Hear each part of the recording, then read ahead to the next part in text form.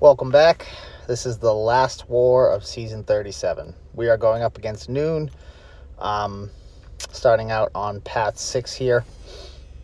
I have Blee's Hulkling. My buddy Blee, he doesn't even know how to use this champ, man. He just ranked him for defense. At least the last time I talked to him, he didn't know how to use him. So I'm taking his Hulkling with Sim Supreme here. And this was actually the fight that I was most worried about in this war, strangely enough. The thing I was concerned with was nullifying his indestructible and having it go passive, because it goes passive for longer, I believe. But I have MD5 and I have big Mystic boosts on. Those are both for this fight and my next fight with Sim Supreme later on in section 2. And then I put an invuln on for this fight, as well as an SP3 defense boost. The SP3 defense boost is for my fight following this. I have a Mephisto. I'm taking him with Torch. And it's the last war, so just covering my bases just in case he decided to be stingy with his aura, giving him power. And yeah, this fight actually went super, super smooth. Way less scary than I had originally thought. So I'm just checking to make sure my boost is still on here. I'm going to be using Nova on this Mephisto. And yeah, just not knocking him down. I don't know if the conduit bug applies to this node. I think it only applies to like masochism and like conflictor nodes like that. But I wasn't even going to bother knocking him down anyway. You don't really need to. He's just going to charge Torch, get Smolders up, and he's pretty much just going to melt.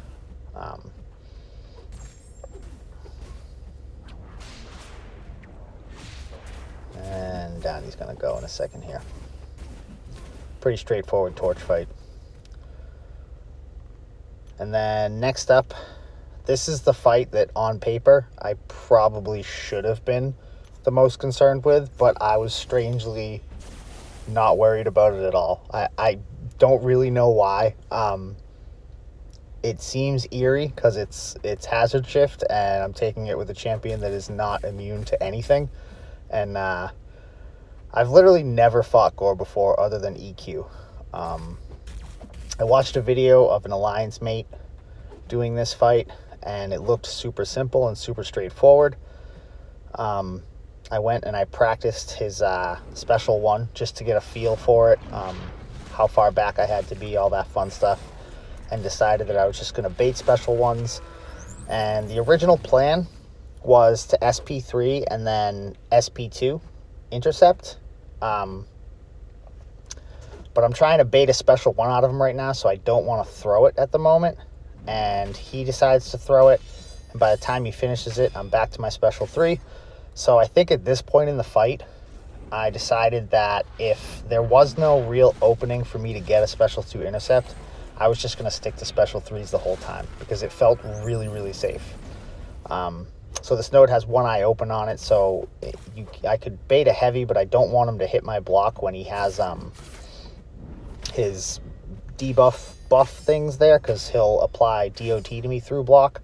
So the only real opening to throw a special 2 would be an intercept. Yeah, special 3s just felt way safer. So it's going to be a bit of a long fight, but I'm getting up to special 3s really quickly, because MD5 and 212 Mystic boosts just fueling Sim's power. So ends up being a really, really safe fight. And it was actually pretty fun to get to use Sim again. It's been a long time since I've gotten to use him. Here I'm just trying to bait a special out of him. He ends up throwing it, and he's going to die in the middle of it. It was pretty sweet. Then next up, I'm charging my Corvus on this Apoco. This is my last advanced power boost. I used my last invuln, last war of the season, time to stock back up. So I have no charges here. He has 222,000 health. I figure it's probably going to be somewhere between 3 and 4 special 2s. So I want to conserve my glaive charges. And I'm going to bait special 1s out of this guy. And yeah, it's pretty much the gist of it. I have max glass cannon, 1 out of 3 recoil, 3 out of 3 deep wounds, not deep wounds, double edge, and 3 out of 3 liquid courage. And then I believe I'm 30%, 15, and 20. So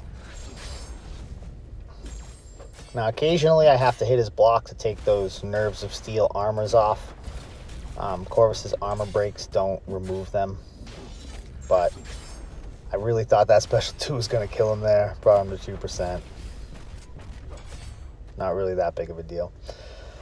So that gets me my first charge, and I'm going to be taking my last fight here with a 1-charge Corvus, and this might be the most fun Corvus fight that I've ever taken.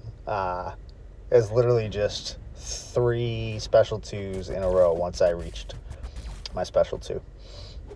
I'm not really worried about hazard shift. The goal is to just finish it as quickly as possible. So if I get debuffs on me, it is what it is.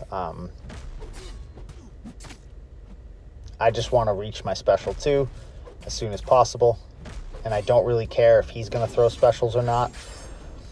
So here I'm blocking, wait for him to come in, go from a block into a special 2,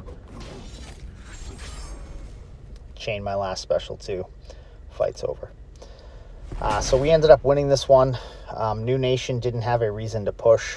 They couldn't go anywhere in the standings unless a lot of different things happened, and it was a pretty safe to say that everything that they needed to line up wasn't going to happen. So they decided not to push, which was nice to have a chill war for the last war of the season. Our battle group ended up getting the donut, which makes our 5th donut of the season out of 12 wars. That's pretty solid stats right there. John, deathless on the season. DP, deathless on the season. Josie, deathless on the season. And DNR, I believe, is deathless on the season.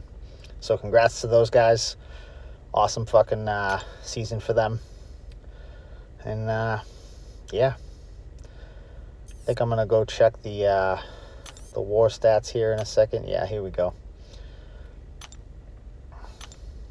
So congrats to TCN on first place. Congrats to JA on 3rd. Congrats to all the alliances that made top 10. New Nation, Sweeta's alliance. I think that might be Sweeta's first top 10 finish. I'm not positive. And then congrats to X5E on top 20. And the rest of the Masters alliances in the top 20 bracket. And yeah, that's it. Thank you very much for watching.